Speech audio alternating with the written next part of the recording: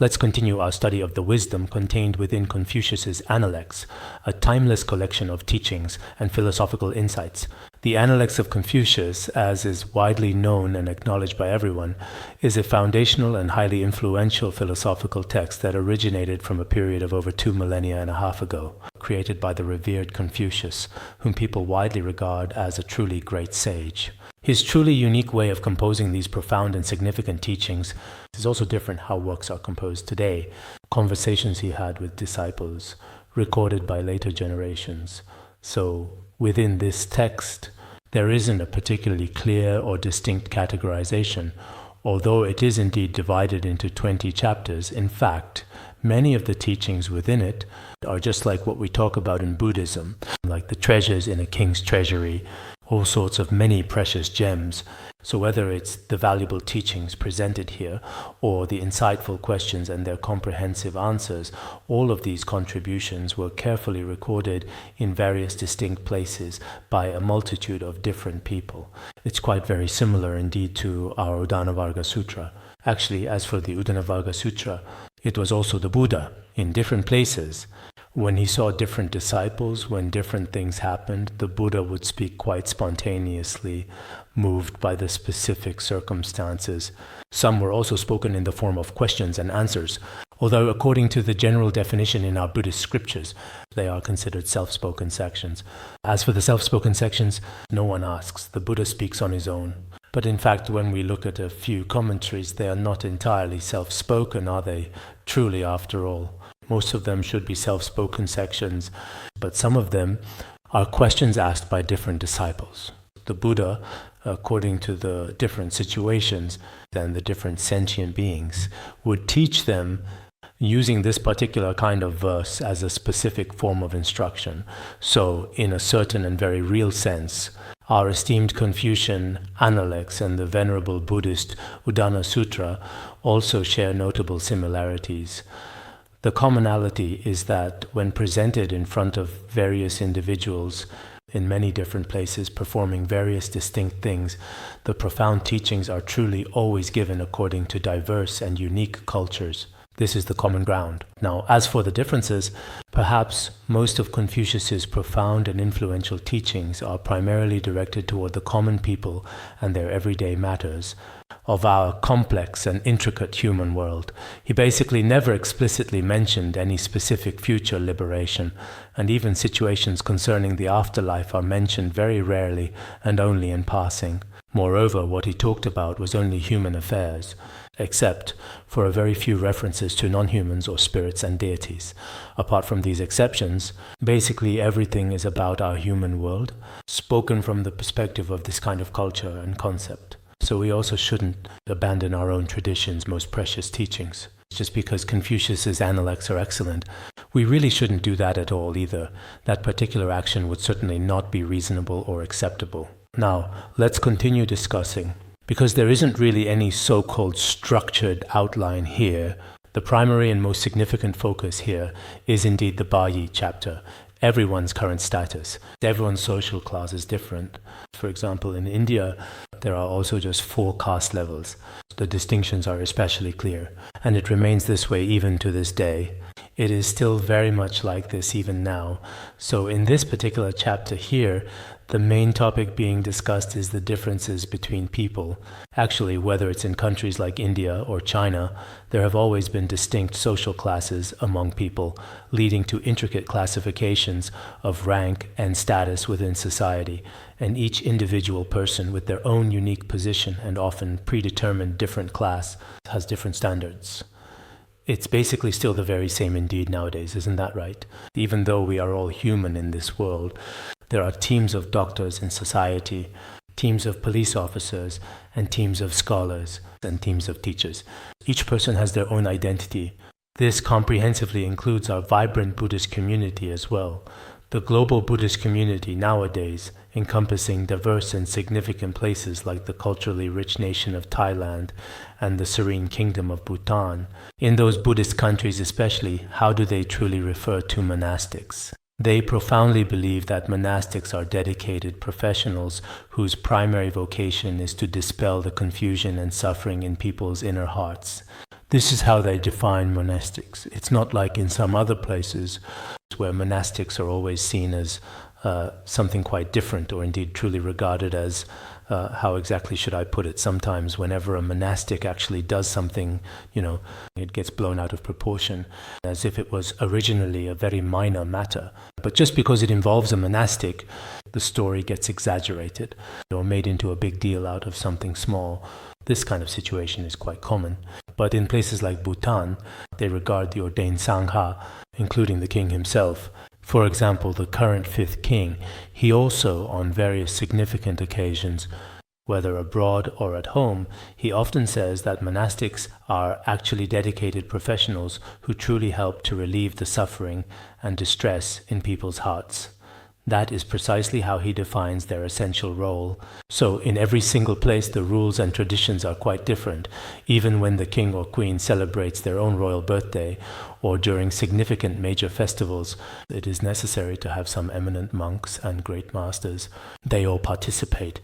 Recently I heard that the king of Bhutan, whether it was for his birthday or some other very special occasion, or perhaps it seemed to be the 70th birthday of the fourth king, he invited many eminent and respected monks and great spiritual masters from around the world to take part in this significant event, and also asked some major monasteries to offer prayers, chant sacred scriptures, and give their blessings, important spiritual practices like that. So the traditions in each place are different as well.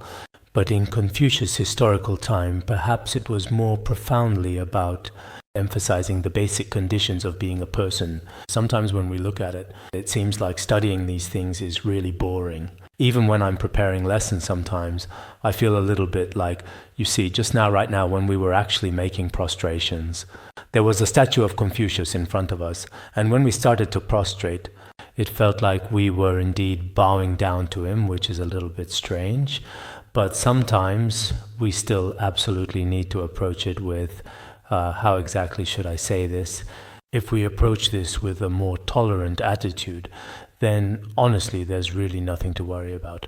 In fact, some of the things he mentioned do have their own meaning and value. We often see, even in some wealth-attracting rituals, in some major Buddhist practices for attracting wealth, these also exist in Buddhist methods of practice.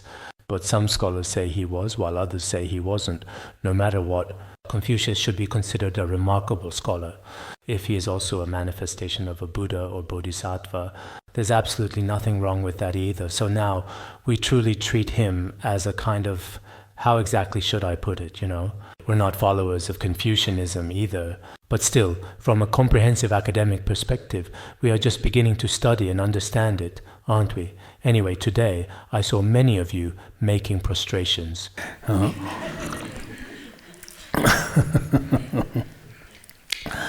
Oh, yeah. Next, let us now begin our learning journey. The Ji family embarked on a trip to the majestic Mount Tai. Confucius, the wise teacher, said to Ran Yu, "Could you not possibly stop them from doing this?" He replied, "Indeed, I truly could not stop them." Confucius then said, "Alas, does this truly mean that the majestic Mount Tai is considered inferior to Linfang?"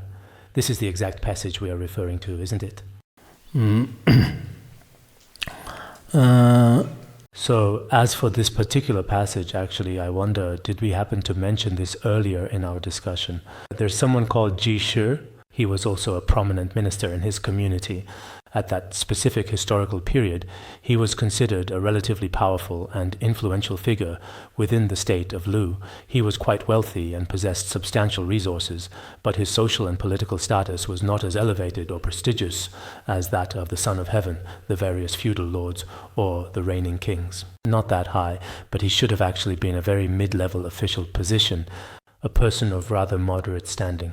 He then traveled to the majestic Mount Tai, diligently preparing to embark on his journey there. Even now, Mount Tai is considered the foremost of the 5 great mountains in the Han region. Mount Tai is still, even now, a place that many, not for tourism though. I used to think that if I had time, I would go there myself. but in the end, I never did make it to the majestic Mount Tai. In the past, many esteemed scholars and renowned poets all placed great importance on this sacred and historically significant place. He was diligently preparing for a solemn and elaborate ritual sacrifice, planning to go to Mount Tai to offer sacrifices and pay homage there. That was his clear intention and well thought out plan. At this particular time, Ziwei refers to Confucius speaking, and Ranyu said, these are Ranyu's words actually, he was also quite knowledgeable regarding the intricacies of sacrificial rites. Furthermore, it is important to note that he was a dedicated disciple of Confucius. Ranyu, we'll mention him again later, he was quite well known indeed. Confucius, the revered sage, spoke to Ranyu, his diligent disciple, because he had a certain authority when it came to sacrificial rites and related matters. He did have some degree of power in these areas. So Confucius, the revered sage, said to Ranyu, "Can you not, for a moment, stop this action? I heard that the Ji family is planning to go to Mount Tai to perform sacrifices, to make offerings at Mount Tai, just like how we now make offerings to the Dharma protectors or burn fragrant incense. So I heard that the Ji family is going to Mount Tai, but if they go to Mount Tai, it is definitely quite inappropriate and does not truly match their status. Can you please stop them?" Here, the Chinese character nu is actually the same as the character ru.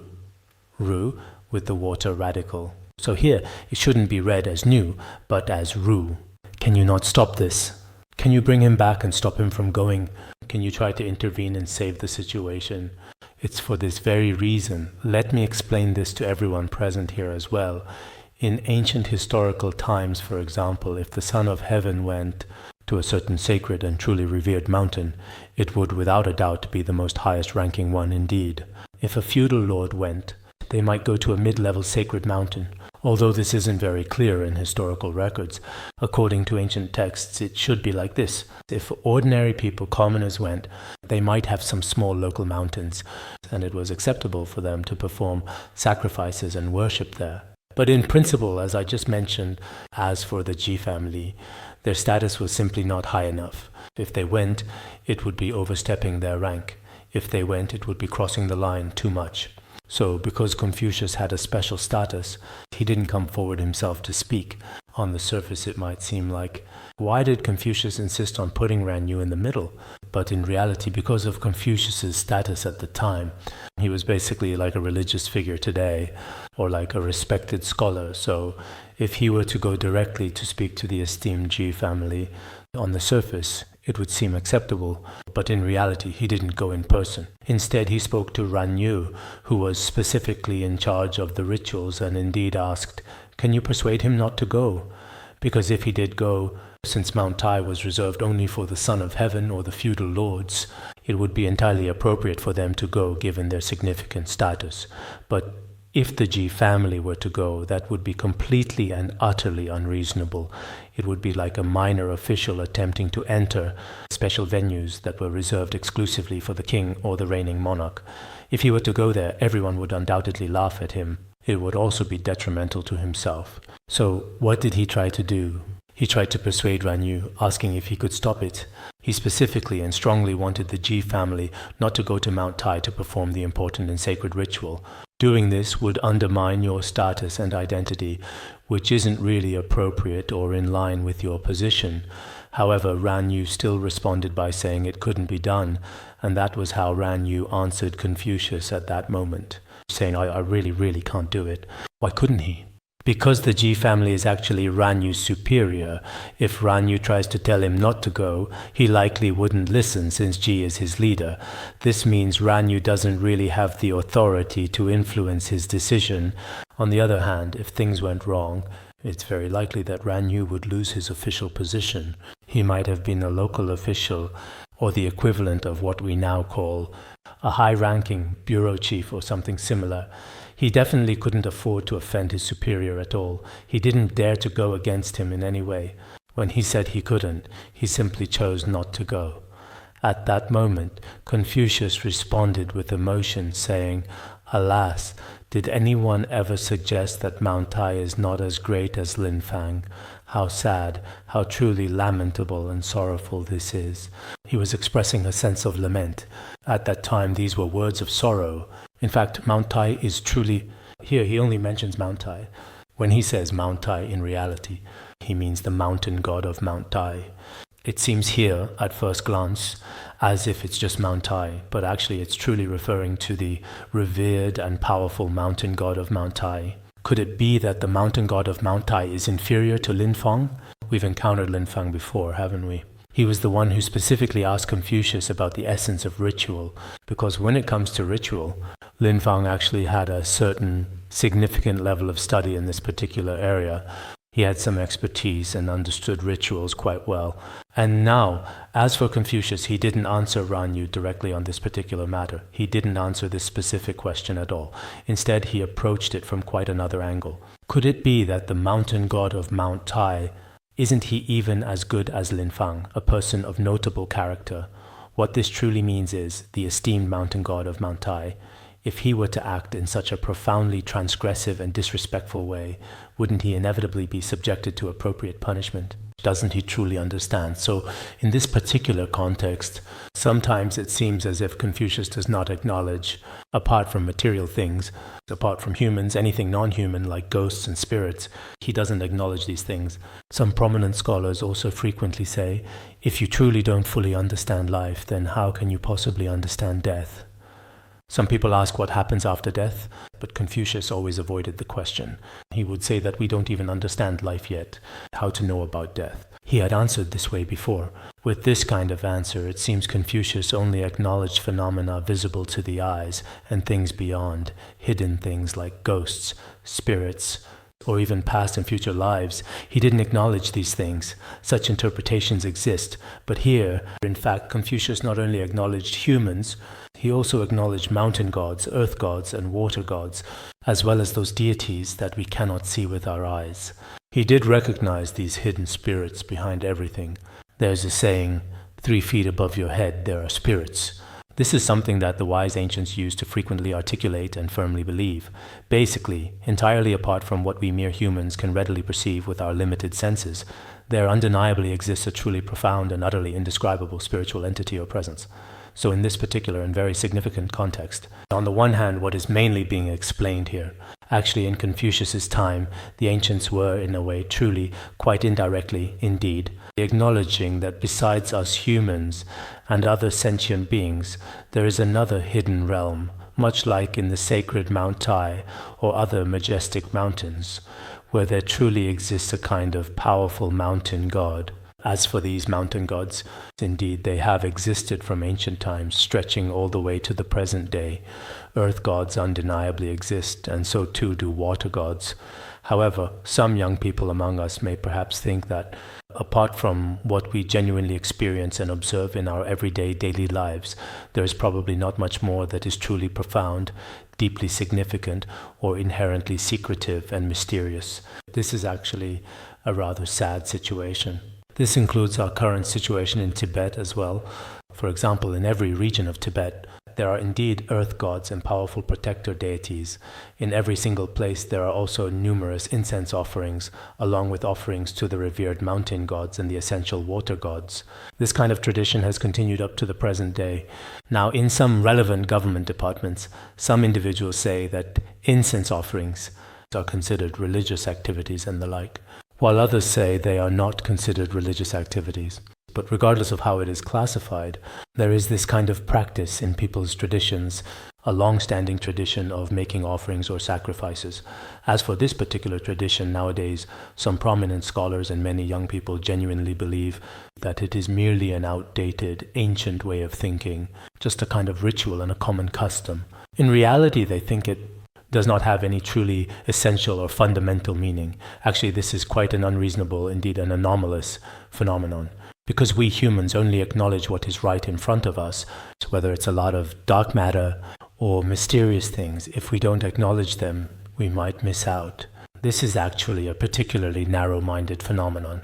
So now, perhaps gradually, how exactly should I put it, to say even young people who have become monks to some extent are now significantly influenced by Western culture, as well as by modern society's various kinds of contemporary influences. It seems that although we have this tradition ourselves, in their opinion, this tradition is not very reasonable at all, and contains elements of superstition, including this kind of thinking, especially among some Westerners, those who go to the West to study and learn about Western culture. I personally know several students like this. Back when they were still in school, at that time, they would often recite scriptures on their own, and especially enjoyed doing their daily practice, reciting those Tibetan texts every day without fail. But after spending 2 or 3 years in a Western school, after coming back, they no longer wanted to recite at all, didn't want to prostrate, and didn't want to participate in any rituals. So sometimes the influence of the environment is extremely serious. As the saying goes, one who stays near vermilion gets stained red, one who stays near ink gets stained black. In our world, we are indeed very heavily influenced by our immediate surroundings and environment. It's truly, truly frightening. So generally speaking, there really isn't any reason that just by staying there for a few years, you should end up like this. There was an international student I used to know. He had been studying Buddhism and reciting Buddhist scriptures since he was a child, probably up until he was about 20. Before that, he had always been devoted to Buddhist practice and learning Buddhist teachings. Later, he went to a certain country and school in the West, but after a year there, he completely lost his own faith. And after arriving there, he didn't truly integrate with their deeply held beliefs either. He ultimately ended up being someone who didn't really fit in anywhere at all. So now, when it comes to our own thinking, if we don't have a fairly strong and stable wisdom, a solid understanding, it's really easy for someone to be tempted and influenced by their environment as well as by friends, which can lead to changing one's own way of thinking. So in this passage, some of Confucius's direct comments seem to be criticizing something, but what is it exactly that he is criticizing here? He is criticizing Jishu, this person. When Jishu went to offer sacrifices at Mount Tai, Confucius started to speak with a tone of dissatisfaction. But when he spoke, he was rather indirect about it. He didn't say it outright, he expressed it through another person. If no one clearly explains this particular point, in some specific cases, when I am carefully reading through Confucius' profound Analects, if you interpret it literally, it's like guessing a riddle. You have no idea what he's talking about. If you don't believe me, try interpreting the next verse yourselves. Go ahead and really give it a try. Actually, some prominent scholars nowadays are also actively discussing this particular topic. I've listened to some professors, including some professors from outside, who are quite knowledgeable in traditional Chinese culture. But as for some professors, maybe they don't dare to say it so directly. But when it comes to the overall cultural background and Confucius thinking at the time, in these aspects, there may be some areas where their understanding isn't exactly the same. So perhaps the most crucial thing is, just like the other day, some people said, "We're very grateful to His Holiness for leading us into the biography of Lerab Lingpa as if we were entering it ourselves." So we should ourselves truly immerse yourself deeply into the profound life of Confucius during the spring and autumn and warring states periods. And then at that point we can begin to... It's not like many of the movies we often see nowadays, or all those typical horror films, for example. Many actors insist on having to travel through time and space and must enter that era themselves. They have to play that person themselves. Only in this way can they truly act it out. Otherwise, they just can't do it. So for very many actors, for example, in earlier shows like The Legend of Mi Yue and The Legend of Zhen Huan, some of the actors would first do something quite similar to their preliminary practices in cultivation, allowing themselves to deeply contemplate and rehearse for a very long time. They truly became people of that specific era. All the intricate things from that particular time period, they would continually keep acting them out and practicing themselves. After rehearsing and practicing for a long time, they themselves would feel like, oh, I really am the king of that time, the emperor of that time, the empress of that time, the concubine of that time, and so on. They could really bring all those important things with them to life right before their very own eyes, and then truly physically act them out, indeed. So maybe when we study, it's the same for us. Sometimes if we just look at the words on the surface, it really does seem like some of these terms, there are a few words where we don't know what they're talking about. But in reality, The principles of Confucius are actually very meaningful indeed, ultimately because in this particular chapter specifically, each and every one of us possesses our own distinct level or established position. This particular level absolutely cannot be overstepped. If you were to overstep it, others would undoubtedly mock you, and you yourself would inevitably become a wrongdoer. For example, if you are not actually a monk, but then you pretend to be a monk in order to achieve various goals, and then use the identity of a monk. Or if you are not actually a living Buddha, but you pretend to be a living Buddha yourself, and in the end you really start to believe you are a living Buddha. Even though deep down you know you are not a living Buddha, then if you go on like this, it's really hard to say. So in many situations, including in our current society, whether it's some leaders or some others, their actual leadership position isn't actually that very high, but if there aren't really many people above them, then they might have more influence. They act as if they are a very important leader, and then actually start doing all sorts of many different things. There are many stories like this, but it's not convenient to talk about them here. Yeah. The kind of leader I'm referring to is a Buddhist leader, not a worldly leader. Next, let's talk about this. Confucius said, "A gentleman does not compete with others except perhaps in archery. Even then, they bow and yield as they ascend the platform and drink together when they descend. In their competition, they remain gentlemen." This is another point being made here. We've already discussed before what a gentleman truly is, whether someone of high status or not. In fact, each of us should strive to be a gentleman, a person of integrity, or a wise person, gentleman, person of integrity, or sage. All are appropriate terms. As a gentleman, it is best not to compete with others. But if you really must compete, then competing in the challenging and precise sport of archery is much more appropriate for you. Bow and yield as you ascend the platform. In fact, during the entire process of this competition, you should always remain humble and begin by showing proper etiquette as you respectfully enter the field. Then, when you leave the field, you should drink together. In this way, it is clear that this kind of competition becomes a gentleman's competition, which is much more reasonable and follows rules. That's the idea. Generally speaking, as a true gentleman, one would not engage in competition over matters that are utterly meaningless or things that are considered rather vulgar, base, or truly trivial in nature. In ancient times, people typically held a strong disdain for competing, viewing it as an undignified and often unnecessary pursuit for things like reputation or status. Such competition was considered contemptible. Or if someone fought for a bit of personal gain, that too was very much looked down upon by them indeed. So as a gentleman, when it comes to things that are generally vulgar or meaningless, he would not engage in endless disputes. Unlike nowadays, where people compete for a leadership position or just to get a bit of money. Indeed, there are all sorts of competitions. They were certainly not very willing to do this kind of thing. But if competition was truly and absolutely unavoidable, then it should be without a doubt in archery. At that time, people also used archery in warfare, and victory or defeat was decided in battle. Any kind of competition, just like in our Epic of King Geza, which dates back to about 1,000 years ago, around 1,000 years ago. If you look at the biography of King Geza from that time, all of the culture back then seemed to revolve around horse racing and archery, things like that. So many of the cultural relics we have today, those discovered and unearthed by archaeologists, all sorts of ancient artifacts, are directly related to the ancient sport of archery and competitive events. So, at that particular time, Confucius, in the culture of that era, we talked about the 6 arts, right? These are 6 kinds of essential skills.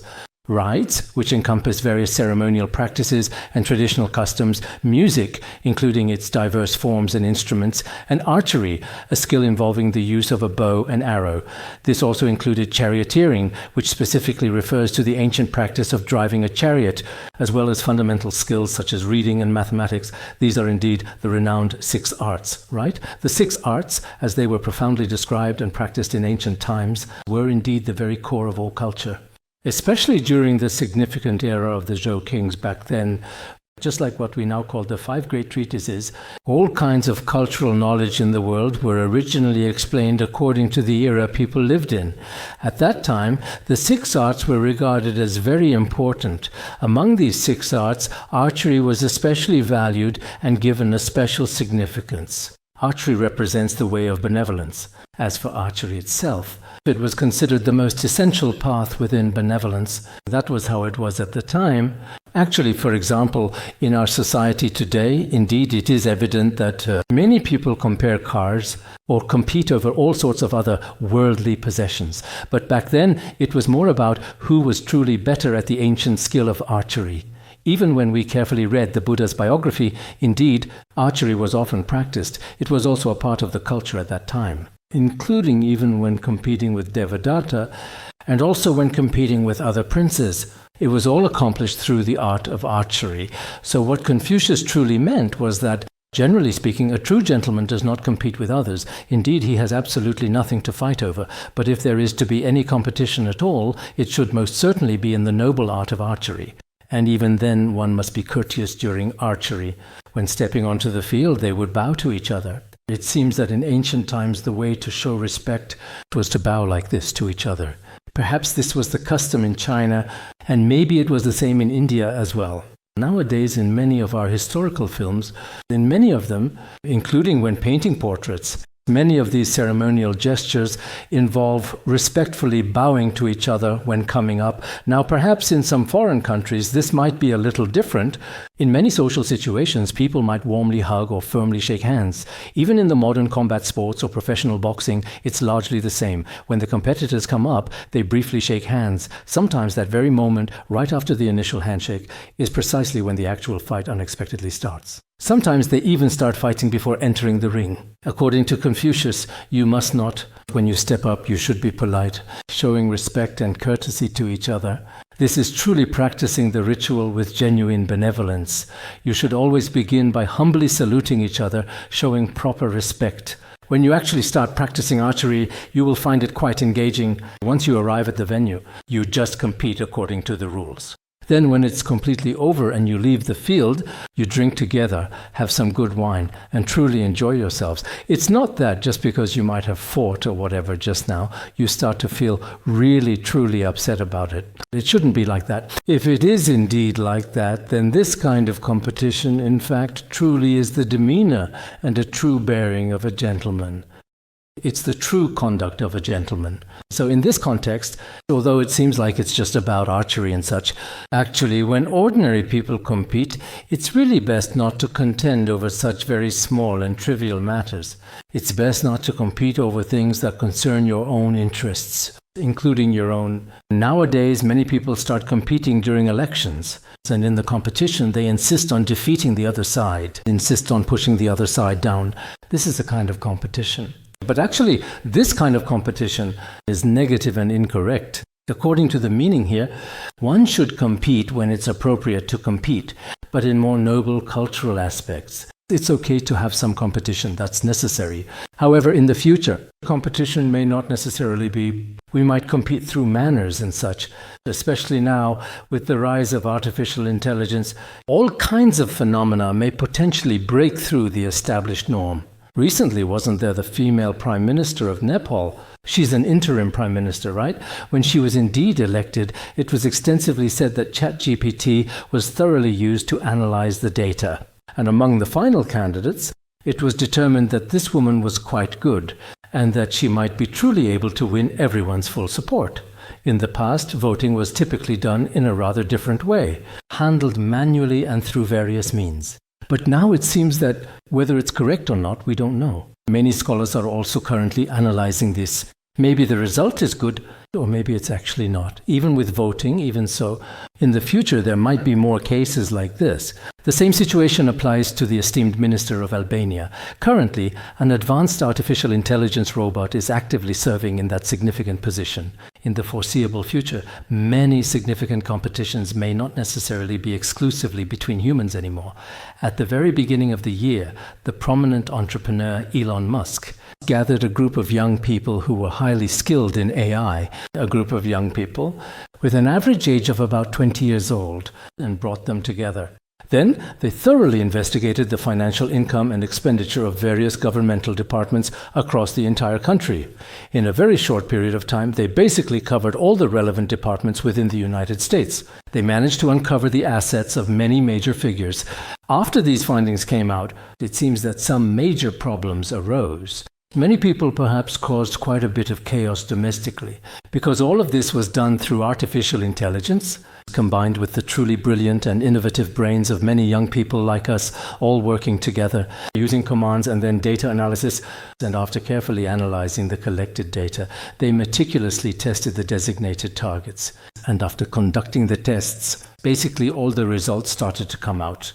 But when it got to the middle of the process, they couldn't continue the investigation. If they kept digging, problems might arise. So perhaps a lot of future competition will involve robots, making them bow and show appropriate respect. But even so, it's hard to say if that's a good thing. It's said that in the future, many people, including us, and even things like horse racing and archery now, as well as combat sports, will all be done by robots. Some even say that in places like Tibet, for bullfighting, if yaks are made to fight, it will also be robot yaks taking the stage. They say that on the grasslands, these robot yaks will start fighting.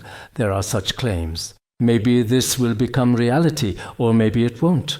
Even now, companies like Apple, some of the things they've recently introduced are that after briefly stimulating the human brain, then if you want to know what the other person is thinking, I can know it here, for instance. For example, if I want the other person to kindly turn off the light for me, then I just think about it, set my intention, and the other person immediately reacts and goes to turn off the light. In this way, for certain memories, in some cases like people in a vegetative state, this is less applicable. But for most, these methods are quite effective. So sometimes we wonder, is it our consciousness in control, or is it our brain that's in control? In some of these aspects, there have been some significant conflicts regarding this matter too, especially in this current era. All kinds of different things might happen, things that we couldn't even imagine before. 30 years ago, if we talked about video chatting like we do now, back then Americans would say, when His Holiness went over there, they said they were developing something saying that in the future you could cross the ocean, chat through video. At that time, this was simply impossible. Back in 1993, the very first time that I actually saw a fax machine, I was completely baffled by it. I thought, look, between America and here, such a truly long distance. And with the ocean in between, we could send a fax. At that time, if you had an invitation letter, you could send it by fax and ask if the other side received it. They did. Back then, we were still sending telegrams, but the things people talked about were like dreams, completely impossible things. But now, if we really look at what's in front of us, maybe in the future, these things could actually happen, including translation technology that we have now.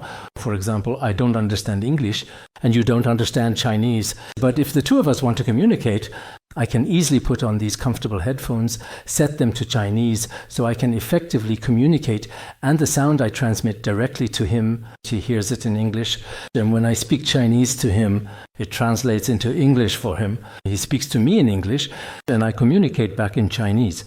So nowadays, for many things, sometimes, how should I put it, many things that seemed impossible can actually become possible. So when it comes to competition, including future major elections, there are also many significant possibilities in these particular areas. So the ancient rituals and the established etiquette of humanity back then, those might not necessarily truly exist anymore, but perhaps some of the fundamental underlying rules can still genuinely remain. So what he truly means here is, if you really want to effectively compete, then in terms of major cultures and knowledge, and in truly meaningful areas, there can be a healthy and constructive competition.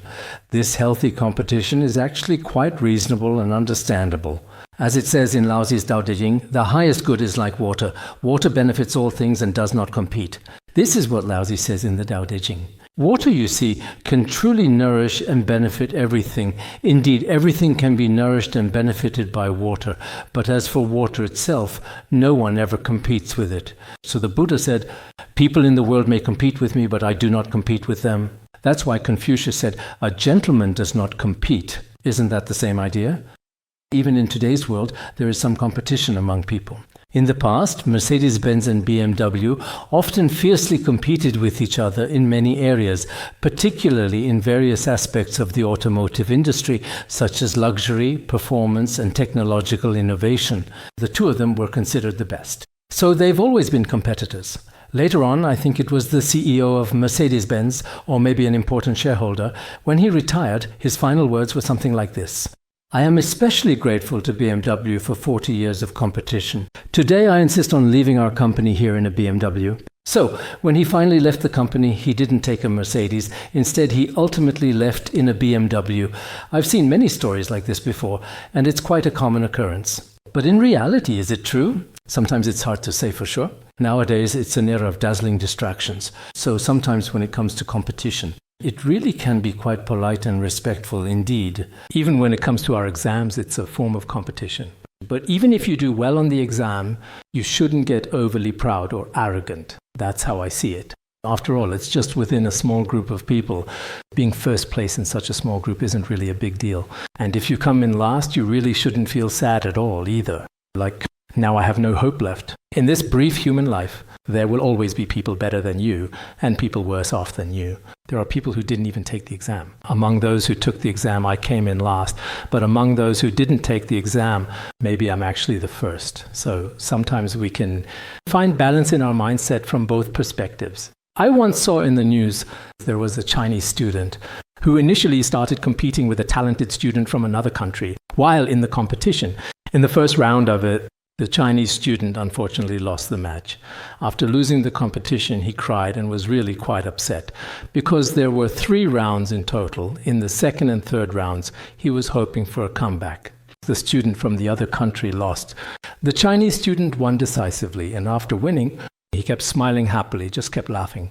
After losing the competition, the foreign student went over to shake hands with him, smiling happily, and gave him a warm hug, showing genuine sportsmanship and friendship. Then many in the audience couldn't even tell who had actually won because his attitude was so good. So sometimes winning and losing is also, just as Confucius said, for a refined gentleman. It's just a rather simple game. In this particular game, he might have just truly won this specific time and perhaps lost this other time.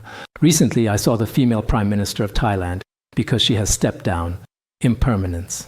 And her father has also been imprisoned after he was imprisoned. But sometimes people in this world are still a bit... I saw that she was especially calm, at least she appeared calm on the surface, but her eyes were swollen from crying, which was already very obvious. So I think if it were a true practitioner, maybe if he lost, he would contemplate impermanence. Of course, among practitioners, there are those who practice well and those who don't. Those who don't practice well are just like everyone else. But if someone practices well, perhaps when he steps down, he can transform it into a part of his path. Even if my father is imprisoned, that's okay. In prison, recite the Vajrasattva mantra diligently. Just kidding, I don't know if they actually recite it or not. So in our lives, really, there are many such opportunities. We should truly try to see these particular things in a much more positive light. Next, allow me to talk about another significant section.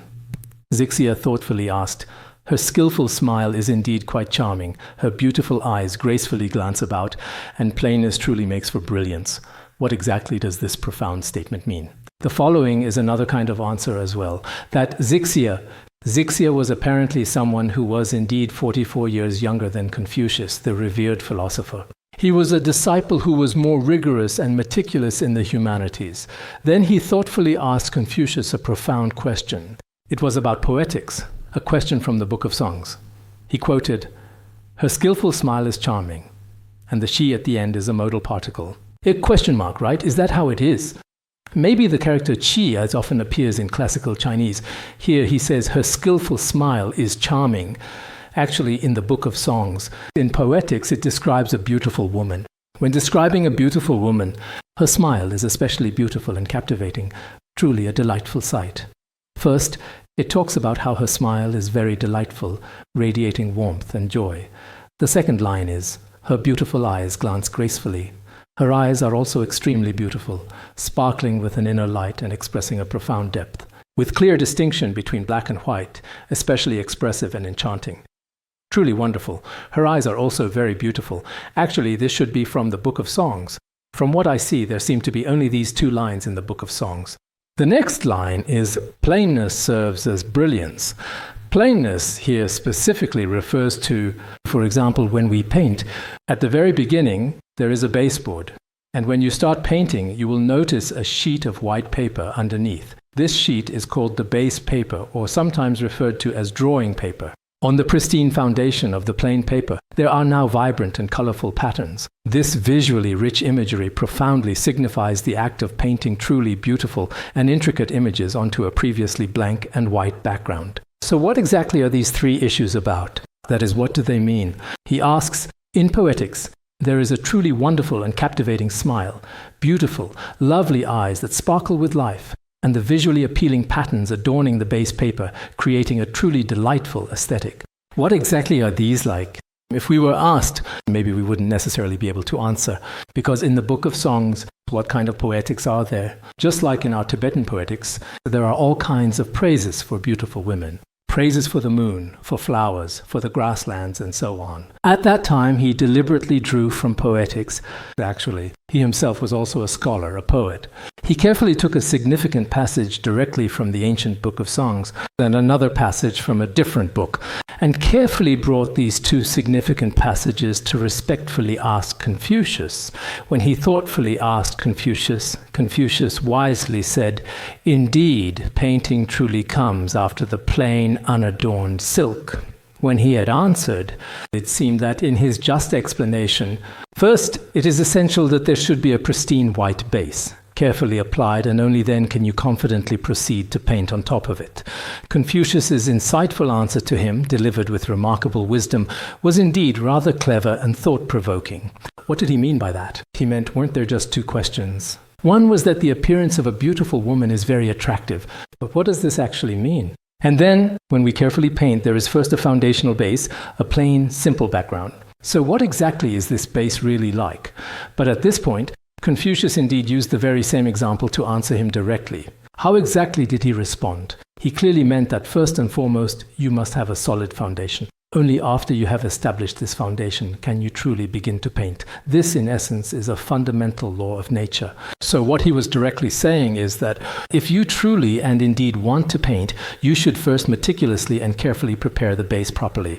If you don't really prepare the base properly, then the painting simply won't work at all. It's the same with this beautiful woman we just mentioned. Her outward appearance, whether it's the beauty of her smile or the beauty of her eyes, these are all very important. But the most fundamental thing is that her heart must be kind. This is indeed a very important point. Of course, there was a distinguished professor who once said that there is a beautiful woman, and her eyes are also very lovely and bright. She is wearing a white dress, and the bottom of her white dress was actually a grey underpainting. White itself is dazzling and brilliant, but this way of explaining it might not be the best explanation. Because when he talks about brilliance here, to achieve brilliance, you need a sketch base. And then you add all kinds of colors on top of that, or vibrant, truly dazzling colors. That way it might actually work much better. Because when we paint, it's practically impossible to have just absolutely pure, unadulterated white. If it's all white, a blank expanse of white can never become a beautiful painting. That beautiful woman wearing white clothes doesn't seem particularly fitting either, but maybe that's just another way to interpret it. Actually, Confucius' Analects can be interpreted in many ways. What I say may not be correct, but I think if you combine it with the text that follows, it might make more sense. When Confucius responded to him, he said to lay a solid foundation first. After building a solid foundation, then you can paint well on top of it. This is very important. But at this point, just now, Zixia just started to respond, saying, "Oh, I understand now. Is it that ritual comes afterward?" So in that case, does it mean that all our rituals and ceremonial systems, first, one's own heart is what matters most, and then the rituals come after? Is that how it is? He thought that Confucius was always especially particular about ritual. As everyone knows, he talked about ritual before. But whether you call it ritual or rules, these things, perhaps the heart of a person is what matters most at first. If your heart is not kind, then all your external rituals are pointless. They don't really mean much. So now I understand. Whether it's through this painting or through the earlier metaphor of a beautiful woman, our outward appearance isn't that important. What matters is whether our inner heart is important, right? And then he said, so ritual comes afterward. Ritual comes afterward means just that. At this point, Confucius said, The master said means Confucius spoke. It is indeed you who has truly inspired me. Now I can genuinely discuss poetry with you. He thoughtfully said, Ki means to truly inspire me. You is me, of course. That's precisely what Confucius truly meant. The one who has profoundly inspired me is you, Zixia, the one and only. Shang refers to Zixia, the one mentioned earlier. The person who asked him the question, he said, the one person who truly and deeply inspired me throughout this entire experience was actually you all along. Your answer to this question really moved me. Generally speaking, throughout the Analects, it seems that Confucius being inspired by someone is quite rare, maybe only once or twice. This Zixia must have been a very learned person. Otherwise, among Buddha's disciples, if a disciple said something and Buddha said, I have been inspired by you, he probably wouldn't say that so easily. But here he says, the one who truly inspired me is you, Zixia. It is indeed absolutely you. So now, starting from this point, I can teach you the Book of Songs. We can discuss the Book of Songs together, because the Book of Songs is probably quite profound. Confucius wouldn't discuss it with just any disciple. He wouldn't talk about the Book of Songs with them. Most people simply wouldn't be able to accept it. It's just like our Dzogchen teachings. But as soon as he saw Zixia, he realized that Zixia had a deep understanding of Confucian principles. So he said, I truly believe that you are an exceptionally outstanding disciple. So what exactly is the fundamental main point he is making here? The primary point is that if we genuinely possess profound inner knowledge, if we have this kind of inner wisdom, then things become much easier. Even if we lack external appearances, that's fine too. As the saying goes, a belly full of poetry and books brings its own elegance. I think that was actually indeed said by Sudongpo, right? If we possess some genuine knowledge deeply rooted within ourselves, then all external beauty and aesthetic appeal will naturally be present and manifest around us. But if you are utterly empty inside, no matter how meticulously you dress up on the outside, or perform all kinds of rituals, or do all sorts of different and varied things, it's actually quite hollow and doesn't really have much substantial meaning at all. In fact, it's rather empty. So here what he's really saying is, let's take a much closer look at whether this particular event truly has any real and actual significance. If it truly doesn't possess any real, profound meaning, then these empty forms, these ritualistic displays, none of these things really matter much at all in the grand scheme of things. The most important thing is your inner heart. As for external things, nowadays, people frequently talk about bureaucratism and formalism, but it's truly just a superficial external form, a mere outward appearance. In Buddhism, we also often say that we should focus on observing the mind, not the external appearance. External forms are not important. So what exactly is Confucius explaining here? Through his insightful question and answer, he is conveying a profound message. He says that no matter how beautiful things are in the world, if the heart is not beautiful, then external beauty is meaningless. If we talk about painting without a truly solid foundation, all those vibrant, colorful things on the outside cannot be established. It's just a castle in the air. It means nothing. If I have an inner foundation, even if the external form isn't particularly rich or opulent, there still won't be anything truly lacking. So, whether as a person or in modern society, the most truly essential and fundamental inner qualities are absolutely indispensable.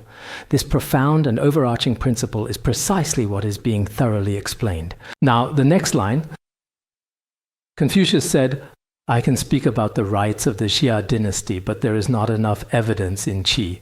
I can speak about the rights of the Yin Shang dynasty, but there is not enough evidence in Song. This is because there are not enough historical records available. If there were sufficient records, I could verify them thoroughly. A lot of what is said here is actually like solving riddles. This is also what Confucius meant. I see that the Tibetan translation is the same.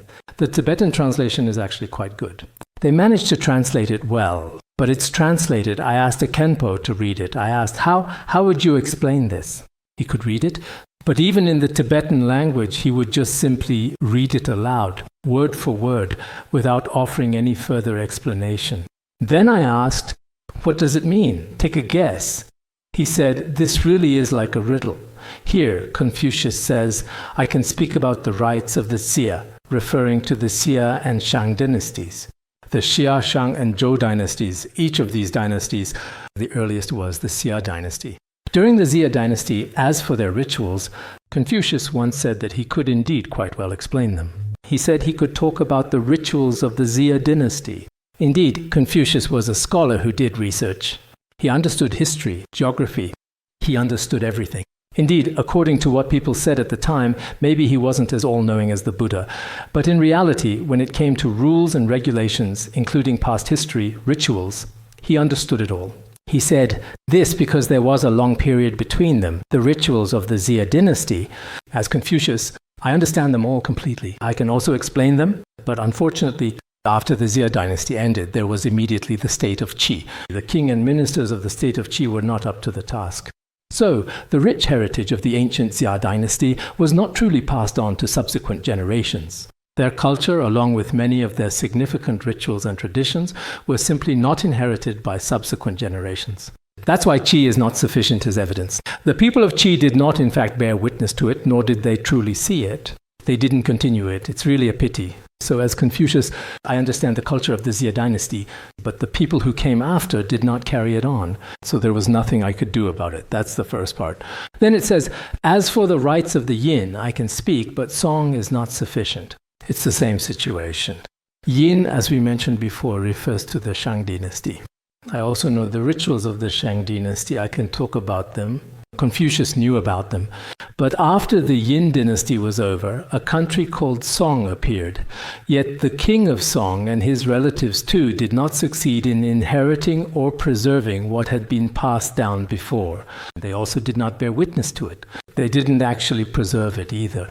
So there was absolutely nothing I could do about it either. On one hand, Confucius knew this history. But on the other hand, the people in the country at that time, they themselves did not continue the tradition. They did not pass it down themselves. So there was nothing I could do. It because of insufficient records. Why nothing you could do? Because these records, doesn't mean the documents we usually talk about. It's not written essays or documents. Wen refers to written records. As for Xian, it means there are no inheritors who understand these things. It includes both testimonial and physical evidence. He specifically stated that for these countries, these historical dynasties, they did not leave behind any written records. And the people who understood and could pass on this heritage either died or left, so they are gone too. So now, as for the records, both testimonial and physical evidence no longer exist. They're gone. There just isn't enough. It's all gone. If there were, I would be able to verify it. If there were such testimonial and physical evidence, then I would be able to verify it. Actually, even now, when it comes to Tibetan culture, if there is no next generation, then no one can inherit anything. Just like in Confucius' time, if there were no descendants, nothing could be passed down or continued by anyone. He really wanted to pass it down, but at that time, in their country and among their people, they themselves truly didn't cherish it. They certainly didn't preserve it very properly. So if other people actually try to uphold it, then others might not necessarily recognize it because they themselves destroyed this culture. After they wiped it out, if they had left behind some written records or preserved some people or other forms of documentation, maybe Confucius would have understood as well, and you yourselves would have preserved it too. If we worked together, perhaps this culture could have been continued.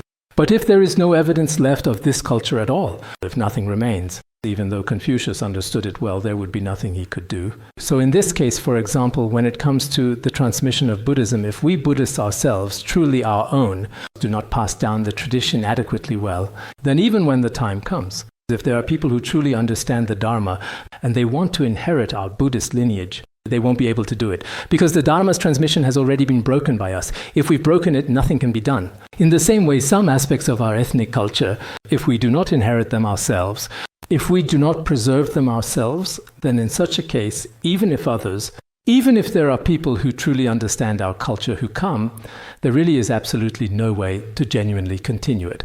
So when talking about this, I deeply feel that this profoundly includes our Tibetan culture, including our rich Tibetan cuisine, traditional clothing, and sacred rituals. Each distinct region possesses its own very good and unique tradition, but if we do not adequately record it, if we do not, whether it's stored on a hard drive or utilizing various modern cultural methods, if we do not preserve it, then it will be lost. Then at a certain point in time, there may truly be no one who genuinely knows how to fully explain it, nor indeed anyone who truly knows how it is actually used, or how it has been carefully passed down through generations. This would undoubtedly be a truly regrettable and profound loss of invaluable tradition and cultural heritage. So, for each and every one of us, I firmly believe that diligently recording and meticulously keeping a detailed diary is very important. Generally in this world, when some ancient cultures in history have become completely extinct, People have often found the invaluable writings of just a handful of remarkable individuals, including significant works like Faxian's A Record of Buddhist Kingdoms and Xuanzang's Records of the Western Regions from the illustrious Tang Dynasty. In fact, these not only have great value for later generations, and for that country at the time, which is present-day India, there were very few written records back then. His A Record of Buddhist Kingdoms and Records of the Western Regions serve as witnesses to culture and history of era. They are also a testament to that time. So our very own records, the actual records from our translation class, I don't know, it's not even been a month yet, but in the coming future, if a culture is on the verge of extinction, and someone comes across your diary, scattered somewhere in a European country at that very moment, relying on an important document from that particular time, one would certainly come to know that in that specific era, such an event actually did take place. So, in fact, some detailed travelogues and written records are extremely important and valuable. Written records like these, whether for the entire world or for individual persons, are also very important. If, as the wise Confucius once said, I really truly wanted to understand more deeply regarding the current state of song, whether it was the Xia, Shang, or Zhou dynasties, I understood all of these very well. Moreover, Confucius had a particular affinity for the culture of the Zhou dynasty. He really felt a connection to it. In fact, Confucius is a remarkable person. Not only his wisdom is extraordinary, isn't it mentioned in the records of the grand historian or somewhere? That Confucius's physique, I was just thinking, from the way he is depicted in paintings, he appears to be a tall and imposing figure. Now, as for him as a person, it seems his body was like the Buddha, standing over 2 meters tall, perhaps even a bit taller than Yao Ming. Indeed, this is recorded in historical texts. Many scholars in the past have also mentioned it. He was said to be over 2 meters tall. Of course, we don't know exactly what he was like. It's enough for everyone to just be aware of it. All right, that's all for today.